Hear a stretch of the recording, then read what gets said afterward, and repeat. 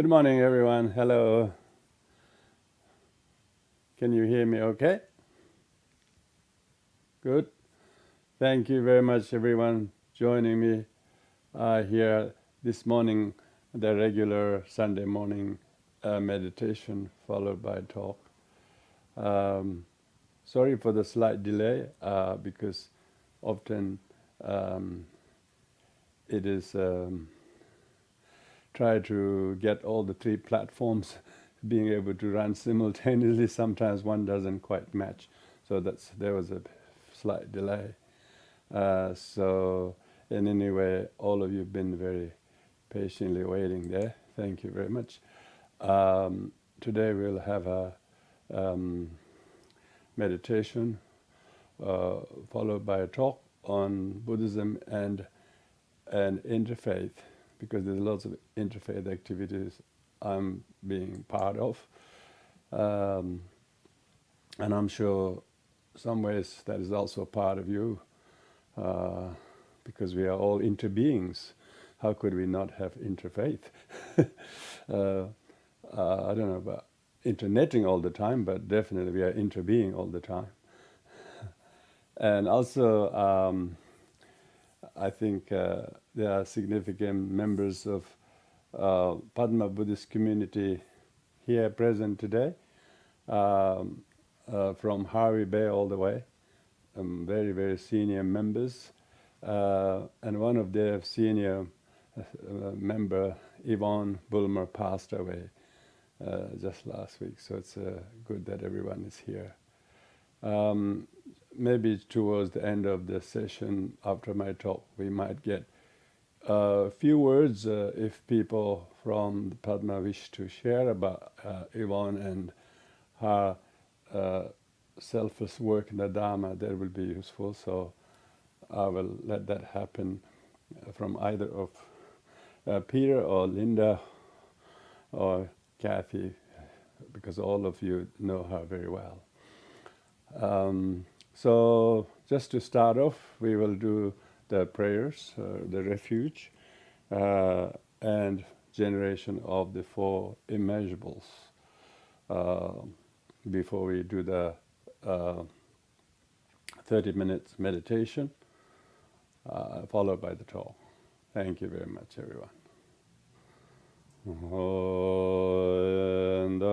Buddha Dhamma Sangha Aite Refuge Laidama Bhavacha Ajendala Ajare Oda Odrabe Endabu the Dharma Sangha Aite Refuge Laidama Bhavacha Ajendala Ajare Oda Odrabe Endabu the Dhamma Sangha Aite Refuge Laidama Bhavacha Ajendala Ajare Oda Odrabe. May all beings have happiness and the cause of happiness. May they be free from suffering and the cause of suffering. May they never part from happiness that knows no suffering. May they dwell in equanimity, free from attachment and aversion to those near and far. May all beings have happiness and cause of happiness. May they be free from suffering and the cause of suffering. May they never part from happiness that knows no suffering. May they dwell in equanimity, free from attachment and aversion to those near and far. May all beings have happiness and cause of happiness. May they be free from suffering and the cause of suffering. May they never part from happiness that knows no suffering. May they dwell in equanimity, free from attachment and aversion to those near and far. So now we will do the meditation, I'll use the gong to time the 3 slots of 10 minutes. I suggest you to use your own meditation technique if you're familiar. Usually we recommend people to focus on 4S. The first is stillness. That's the stillness of your posture, and that also includes straightness of the posture, and also stillness of your attention. Second S is sincerity. That's you have to do it wholeheartedly, without any kind of touch of doubt or boredom or distraction. You should sincerely observe the sit, that's in silence. The sitting itself is a really sitting in silence is a very powerful interfaith meditation. Without using any denomination's prayer, they all sit in harmony. So therefore, sincerely joining the brotherhood and sisterhood in the whole world, and that kind of sincerely staying still. Third S is serenity. Your attention should be very serenely focused on the posture, on the breath, whether it's forward counting or reverse counting, whatever techniques of mindfulness you use, you should serenely, one-pointedly focus on that very thing in order to stay very, very present, so that mind is not absent with the thing you're doing, but not distracted, but fully present. So serenity. All of the above is the fourth S, simplicity. Make it very simple. Don't make it too complicated.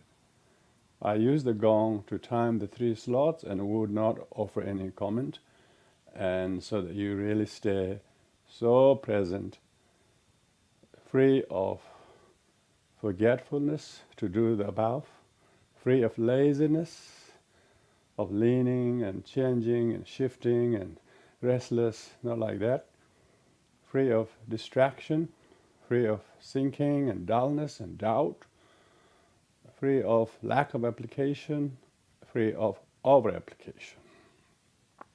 As long as we observe these techniques, your calm, abiding meditation will register not just outwardly the stillness, the posture, but on a cellular level, a shift will take place.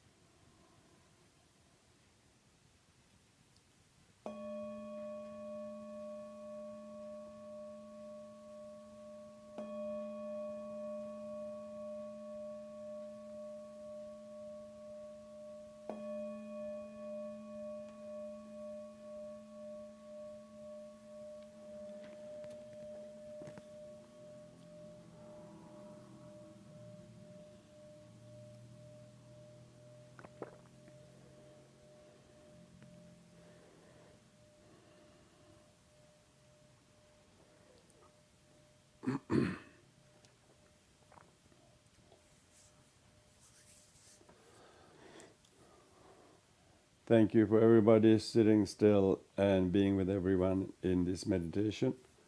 Now, the topic of this morning's talk is Buddhism and Interfaith.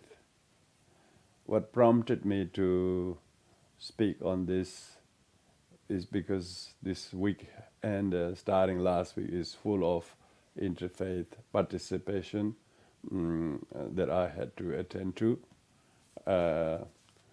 I attended last Sunday in Sydney the first ever Inter-Tibetan Buddhist Centres Conference to be held in Australia. So that's not really a surprise, Tibetan Buddhist meeting Tibetan Buddhists, but even that hasn't happened all these years. All the centres has been wherever they are, and some of them have association, but most of them don't really have inter-association, except when His Holiness Dalai Lama used to visit Australia, then we all get to see each other, but many never get to talk to each other, let alone know about the centers, how they do, what can we learn from each other, and so on. So that's one thing. But most regular than that is the interfaith meetings that I am been involved here in Canberra. That has been happening every year, and particularly the Archbishop of Canberra and Goulburn always host an annual dinner with interfaith leaders in Canberra. And then an organization called Blue Star, which is a Muslim association, has been hosting many interfaith meetings in order to allay the wrong views that people have about Islam. And they have been working very diligently in order to promote harmony and dialogue and meeting. And often I seem to be the only Buddhist going to be present. There are some meetings I have not been able to attend. I'm not saying that other Buddhists did not attend, but I'm not really aware. So there's a little bit of Buddhist people's kind of a hesitation to participate in the interfaith meetings or dialogues. But I think it's very poignant, very important that that Buddhists should consider participating in their own individual capacity or leaders of different organizations. Just to put in context with the world religion and its World Congress of Religion, when it first convened a meeting in the late 1800s in Chicago, all the religious leaders attended, and no significant Buddhist leaders attended, but there was a fairly just an ordinary Sri Lankan monk was attended, and so one of the things he said, and one of the things that the Christians or others said was, the Christians and others said was there was only one God. And then the Buddhist monk had been listening most of the time, because he wasn't one of the speakers that was earlier in the day, but he was one of the speakers later in the day. And so when this very small Buddhist, Sri Lankan Buddhist monk rose up and spoke, first he didn't really speak because he stood up there in front of everybody, and the mic was in front of him, and he didn't speak. He just allowed at least a good 2 minutes of damn silence. I think that was his message. And then he said, "I'm sorry, there's no God."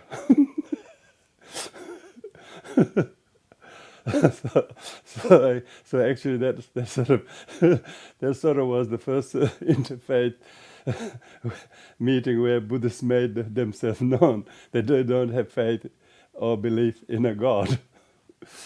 And the others, whether they are Islam or whether they're Christian, they always say there's only one God.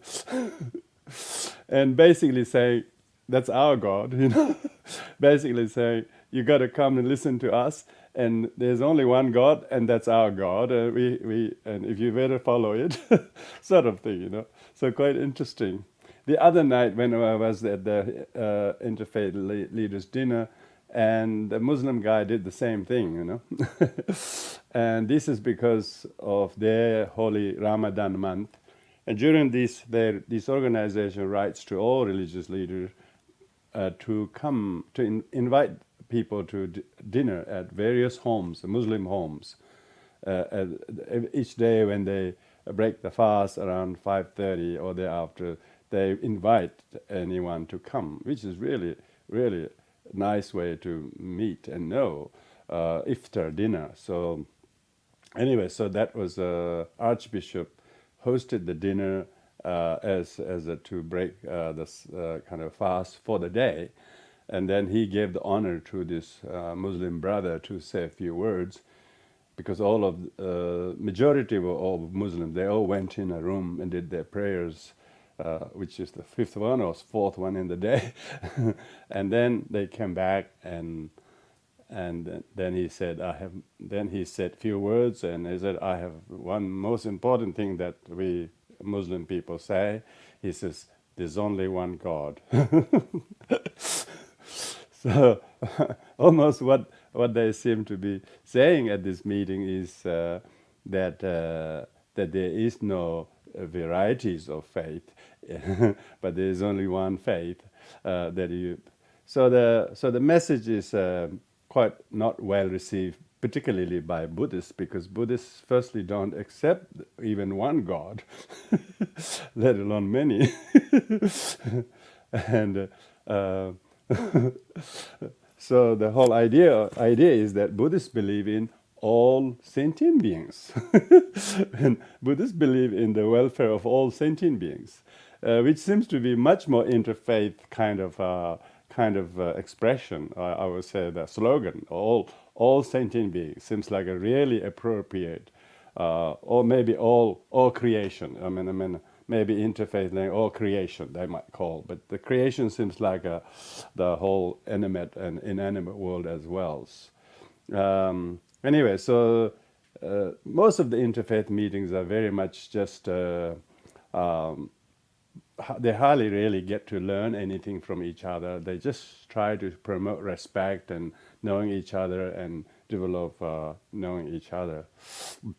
Of course, but in recent last 30 years, His Holiness Dalai Lama's command in the world as a leader of peace and advocate of universal responsibility and one world and so on has been really heeded very well by the rest of the world, and hence he has attracted much more respect and love than any other world leaders you could imagine.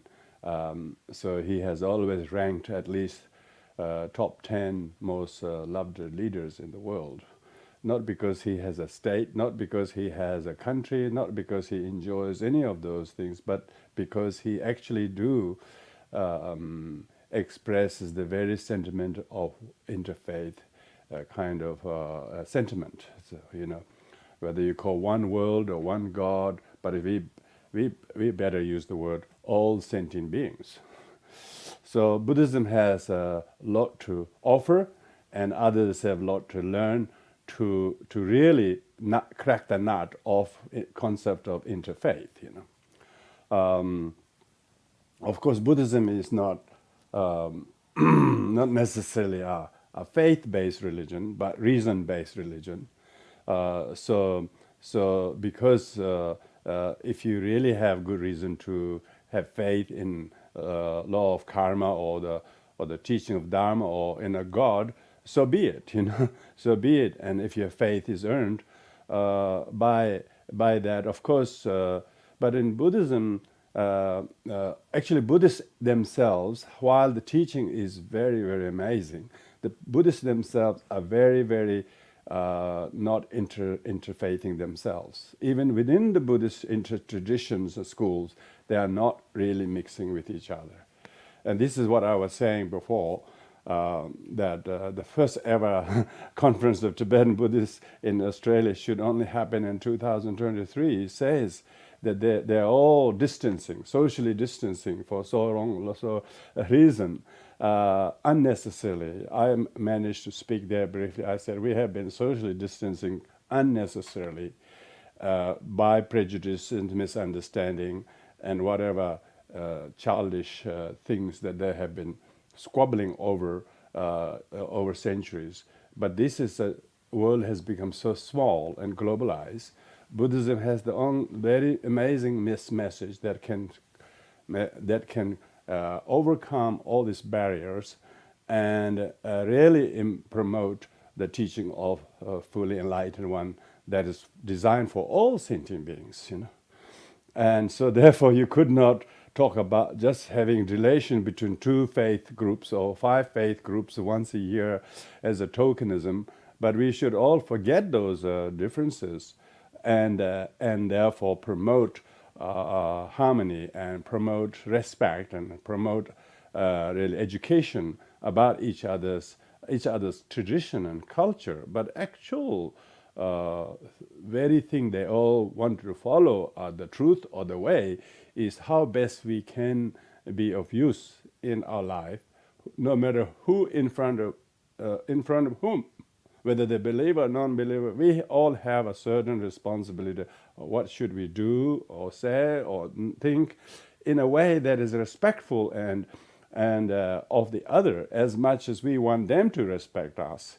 And of course, the person really who have the understanding of the very gist of teachings is love for all, hate for none, and that was the Muslim group promoted at one forum: love for all, hate for none, and that's really good.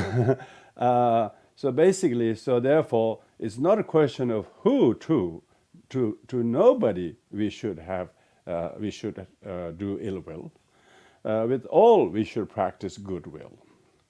And so it's not a question of whether they believe in one God or believe in many gods, or in of course Indian religions it's a polytheistic, it's not just one God. I mean, I don't think Hindu will agree with that speaker saying, there's only one God. They will shake their head.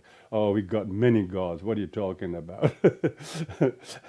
They have God and God almost for everything, Polytheistic religion India is, and as a result of that, so therefore, firstly, there should be a language which makes everybody feel included. If you say interfaith, firstly, it only includes those who have faith, and only in one God. I mean, that's a dwindling number, by the way, I'm told. Last year's Australian census showed that 40% are non-believers. 40% have left church, don't want to have anything to do with. No wonder the church attendance and formal religious traditions attendance are decreasing, because 40% have no faith. So interfaith is only 60% of the population. And out of that, in that, I don't know whether Buddhists would fit in that or Hindu will fit on that, because Hindu don't believe in one God. Buddhists don't believe even in one God. So that will take out quite a big chunk, big chunk. So in the end, it will leave the Muslims and the Christians. So therefore, I think Buddhism has something to offer to talk about how the actual language of interfaith should be, not interfaith, but all sentient beings, or all people, or all living beings, which is a very, very inclusive, because it doesn't exclude anybody. But if you say interfaith, that definitely excludes all those who don't believe in faith, So there are lots of people in Southeast Asia who I know do not want to believe in religion, who, what they call themselves? They say free thinkers. They are free thinkers. Free thinkers are those who do not have faith, who do not have faith in the main religion, and they are free thinkers. So this 40% of people who say they don't have religion are basically free thinkers. They want to think of themselves, and they don't want to blindly follow any one faith or one God, but rather they wanted to think logically, scientifically, and rationally. And to the Buddhist teaching, that's the way to go. So if the 40% who are leaving the main religion, they definitely have a potential to join Buddhism, because Buddhism is free thinker. We promote people to be free of afflictions, free of wrong views, and to say that there is only one God, according to Buddhism, is a completely wrong language.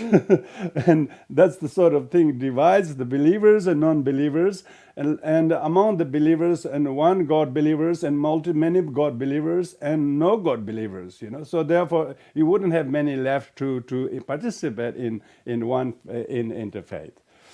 But of course, I never had any discussion like this with my other faith leaders, because it seems very inappropriate.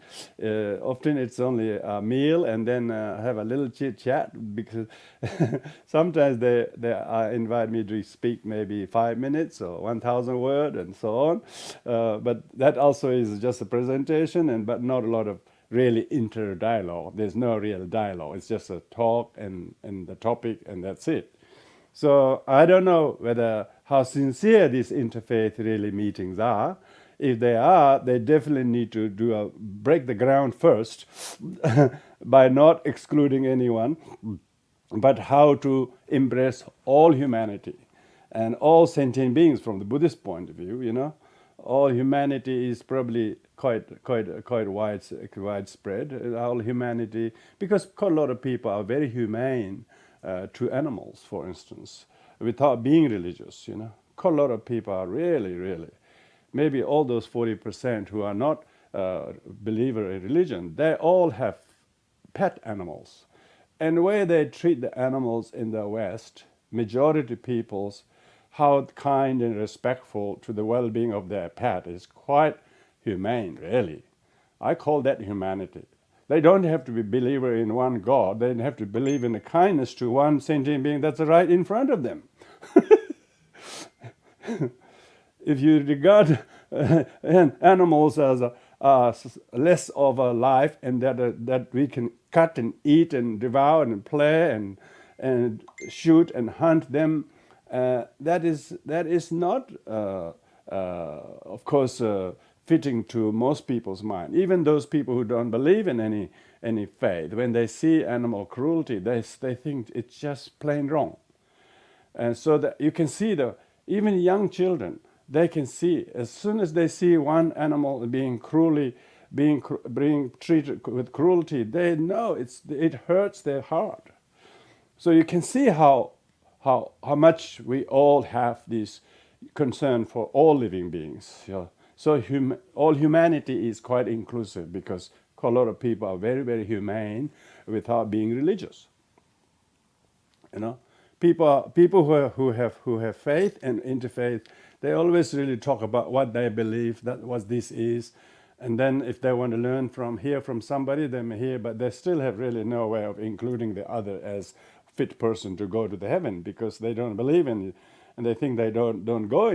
They will not go to heaven because they don't believe in one God.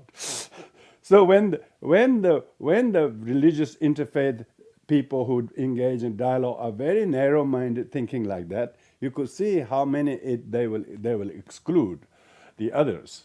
So, but coming back to the Buddhism and interfaith, the Buddhist people should drop their own inter-sectarian, inter-lineage, inter-yana differences. But of course, whichever one has the strongest affiliation and connection, one should learn and practice, but always feel free to learn and go and be part of the local, whatever Buddhist community there is.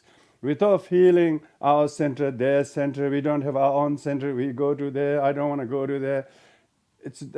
You might go only, say, twice a year for big occasions, but it's good to go in the local, those places, and have inter-Buddhist kind of not, if not formal conferences, at least go to a relevant Buddhist organization. You can see they all take refuge in the Triple Gem. One thing that is common, that from Sri Lanka to Siberia, from Japan to Greek, they're all Buddhists who take refuge. They take refuge in the Triple Gem. There is no difference in that, And so therefore, and it's really nice to know that all have faith and believe in the Dharma, all take refuge in the Triple Gem. How differently they do, whether the Buddha is made out of kind of sort of marble or gold or long ear-lobed or one with crown or one without crown or standing or reclining, we shouldn't be labeling them as Burmese, Thai, Tibetan, Zen. All the Buddhas are not Zen. Buddhas are not Tibetan. Buddhas are not Chinese. Buddhas are not Burmese. Buddha is beyond this human skin. Buddha is fully enlightened one. And I have a Tibetan family friend. When I go to visit, he shows me all the Buddhas from different cultures. He says, Buddha from Japan, Buddha from Thailand, Buddha from Burma, Buddha from Tibet, Buddha from, So actually, sculpture point of view, you can see that's the way how the Buddhas are made, and that's quite okay. But he has put all of them in his shrine room, maybe 12 of them, and it's really beautiful. They're all Buddhas, and they're all same Buddha who taught the Dharma, and we are all the Sangha who follow that Buddha, and there's no difference. There's no room to confuse, So that's why Buddhists should do inter-Buddhist activities, and not just formal meetings like I attended the Sunday one. Too formal, I think, and too much kind of those things. Instead of really informally getting to know each other and hearing everybody's story and journey and where they are and what elements of the teaching has helping them most. If we can hear those sorts of things, that's much more friendly way to inter-Buddhist meeting, interfaith meetings, rather than talking about kind of nice sounding things on the surface, but deep down there's no friendship between individuals. So that's why the Muslim Blue Star organization wanted to allay the wrong view that people have of Islam, because they think that Islam is the cause of all the violence and distractions and so on. In many ways, there's reason to question why is all this, some of the most violent and destructive activities are coming and made by those people who call themselves of Islam. So there is definitely a kind of a public kind of uproar against it, because it was said that the community down in Bendigo put a very stiff opposition from building a mosque in Bendigo area, and local people, the mayor, everybody was against it.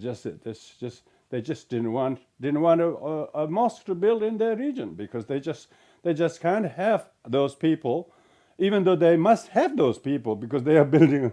The people are already there, whether the mosque is there or not. The mosque only appears. Mosque doesn't appear before people, Mosque appears because there are lots of people who believe in that faith, And so slowly, the imam and those people are feeling very unwelcome by the strong opposition by the people, and because they don't really know the people, what the Muslim people are like, what the true believers of Muslim people. They're really beautiful. They're just as kind and generous and really, really amazing people as you might like to find among us, among Buddhists or among Christians. Sometimes we say, oh, we wish we had more people like them in our group, type of thing. So you wouldn't believe how many good people are in all groups, and that sometimes we don't find in our groups, So that's why they are trying to promote the harmony by having personal connection, inviting religious leaders of different traditions come to Muslim homes for the iftar dinner, the breaking of the fast each day, and each of the families are hosting, and they are just inviting everyone to go. And so in Canberra, that's happening. So I have so many dinner invitations from Muslim that I haven't got even from Buddhists. Maybe they are more Muslim than they are Buddhist. I wouldn't be surprised, by the way, because all the Buddhists are just like Caucasians who are learning to learn Buddhism, but the Muslims are born in Saudi Arabia or Pakistan or India, or they are really just whole families are Muslim, so they just do everything Muslim thing, So for them, when they are already born, bred, and believing sort of Muslims, and who wanted to promote that every year, if they invite these, like 30 days of breaking the fast, and they were going to invite, definitely generating lots of goodwill. And one of the gentlemen, he's a Pakistani, he told me, after studying in Canberra, becoming very successful 20 years, he realized how many, there are 15,000 homeless people in Canberra alone. And out of that, like 200 of them are sleeping on the streets every night, and they have nowhere to go. And so he has set up a kind of a charity organization to feed them, to clothe them, and various things regularly. And so I was saying, look, reason that there are that many people are on the streets and not have a home is not because this country or city is poor, It's because this city is so rich with ego. And so rich with ego, the father wouldn't talk to the son nicely, nor would the son obey with the father. All this family breakup is causing these. They just don't want to go to see the parents, and parents told them off once, and that's it. And that has caused the complete fracturing of the society. So that is not lack of faith, lack of humanity, lack of kindness to each other, and they just don't know how to control their emotions. They don't know they have bad emotions. They just express it without any concern or consequences. And as a result of that fractured that family, and they're not living together. They don't want to live under the same roof with the father or the mother. And there are one too many of that. That's why people are sleeping on the street, because they're so rich with ego. Not because they have rich. They have quite a lot of them are living in 5-bedroom houses, and 3 bedrooms are empty. Nobody lives there. And why there are 200 people in the street? Because the parent and children and couples do not have any degree of humanity or tolerance and compassion and real humanity. And what kind of faith do they believe in? That they may go twice or 3 times a year to the church, but what's for? It's just that's just a cultural thing. They need to say that I'm Christian, I'm this. But actually they're not doing any Christian.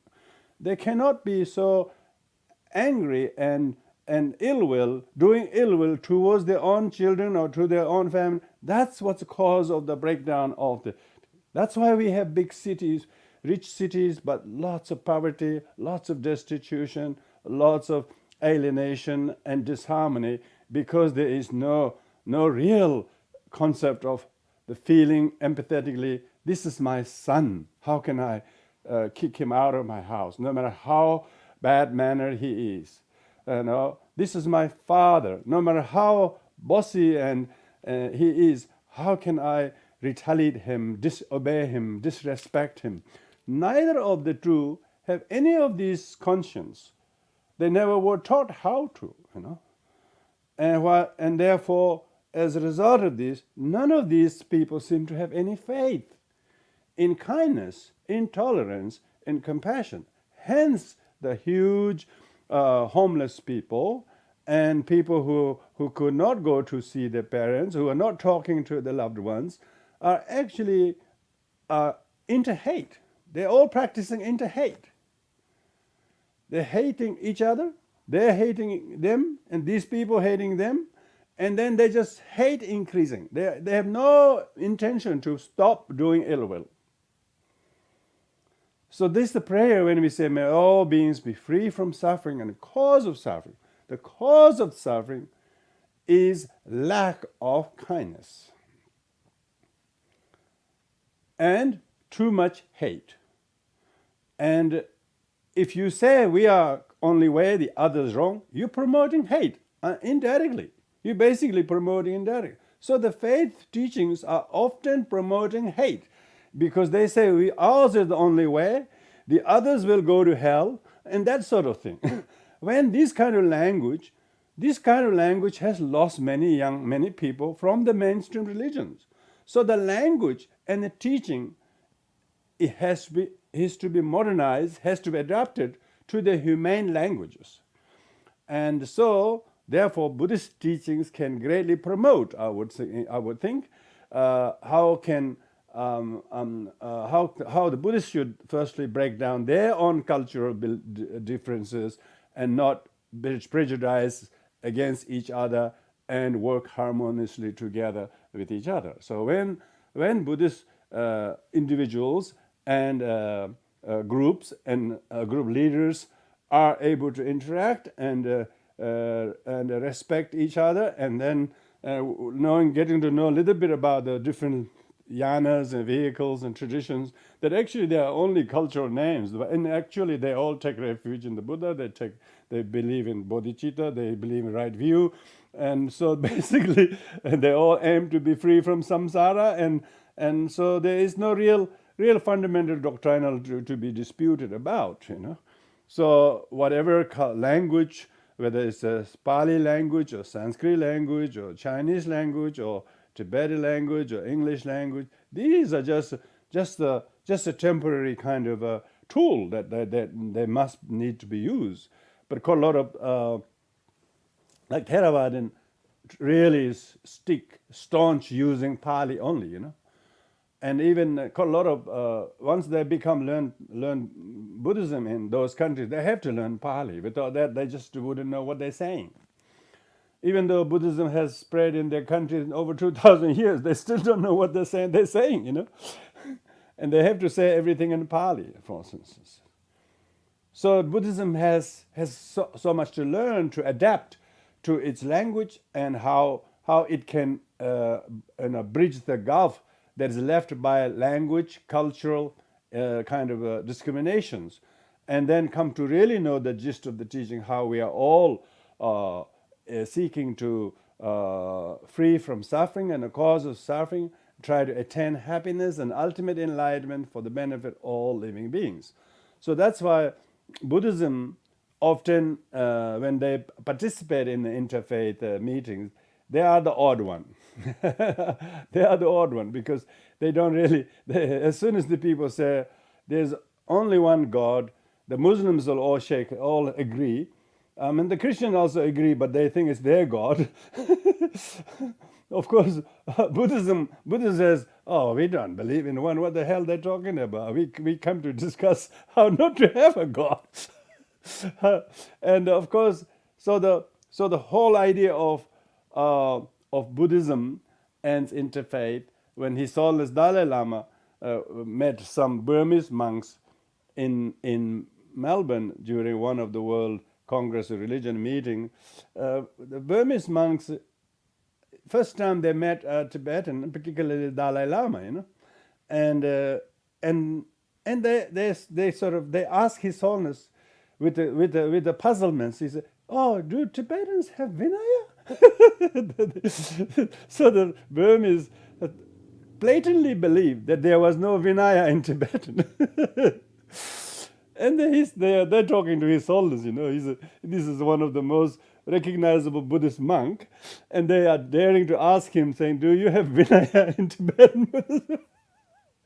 What do you think all these thousands of monks are doing without Vinaya? So, but that shows how ignorant we are of each other, and the thinking that, and then His Holiness said, "Oh, of course we have Vinaya.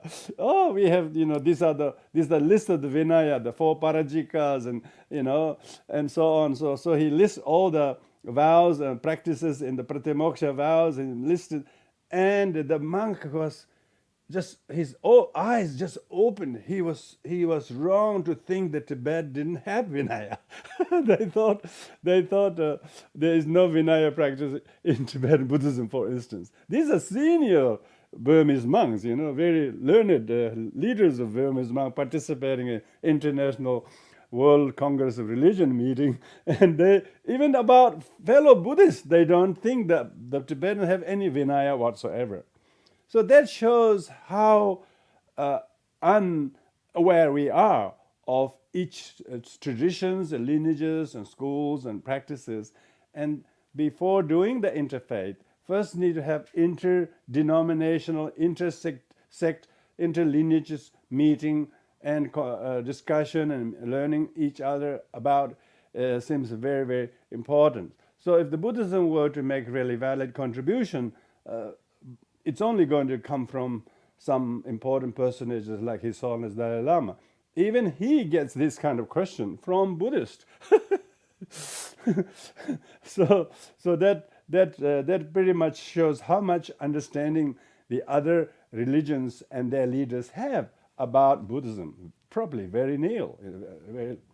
So every time I meet them, they always ask me small things, small things. Can you write down the 4S? Can you tell me the 4S? And straight away write down the 4S. Oh, they say, oh, this is really good. This is really good. Of course, there's no Buddhism there. There's 4S, there's stillness, there's sincerity, there's serenity, and simplicity. And then the Archbishop said, oh, there's no silence. I said, oh, the silence is just automatically there. If you're still, you will be. You will. I say, if you go to Buddhist retreat, we are the most silent than any noisy religious people. I say, we practice a lot of silence in retreat, during the fasting and so on. So we are technically in the holiest week of Judeo-Christian calendar. This coming week is Easter, as you know, and also it's in the middle of the Ramadan. Of course, in Buddhism, there is no one holy month or holy. Every moment is holy moment. Really, if you're mindful, every moment is mindful. You don't have to wait for this one particular week or particular month during which you fast.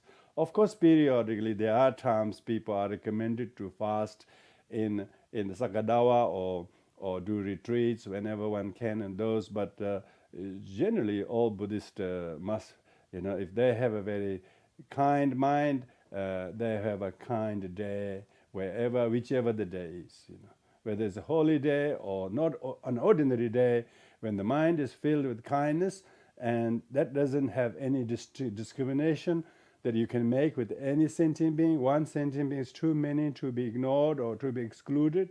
So therefore, all sentient beings seems to be the real theme of what is maybe in the intention of those people who wanted to have interfaith dialogue, so as to promote greater understanding between religious faith and non-believers, so that the non-believers are not excluded, but rather included as free thinkers. Inter-free thinkers meeting, maybe inter-free thinkers meeting. So because some people hate religion because they think the religion is just oppressing them from having certain ways of doing or believing and so on. They think they are told by parents, do this, don't do this. They feel so restricted by the so-called religious tradition, and they're not allowed to ask any questions. Some of them never allow ask the question. You got to do it. That's it. And of course, so that's why the free thinkers people are made to, the whole idea of Buddhism is try to free from wrong thinking, free from wrong thoughts, free from wrong views. So how could you just narrow people's thinking by imposing them on a one way only to the way to God, even if everybody accepted one God, but the way towards that is completely different, completely different. So if people are fighting over the different ways to the one God, even if we just agree for the sake of harmony, one God, but the way to that God is many. And if they say no, if you don't follow this way, you will go to hell, then even the word God didn't help anything but to cause division. And so the interfaith uh, Buddhism has a lot to learn how to approach, how to present themselves in interfaith meetings by firstly learning to work with the fellow Buddhists from different ethnic and traditions, and learn to do things with them and together with them, and so on. And then they will have actually something to offer when they are invited. Often when the and I know I can see one of the minister every time I see him, he thinks that the Buddhists are not really not doesn't fit in that group because they don't believe, they don't have faith in God. They almost think, why are you here, type of thing. you know because they know all the others have their, even Muslims also believe in one God, and so does the Christians. They at least think they have a lot of things common, and Hindu is a little bit not so sure, but Buddhist definitely is not believer in the God. So they often do not know what to make of the lone Buddhist lone Buddhist representative, because he might say, "I'm sorry, there's no God." Of course, I have never repeated that, but but it's sometimes tempting to just stir the meeting a bit. But you're not meant to stir the meeting. You're meant to promote promote interfaith dialogue.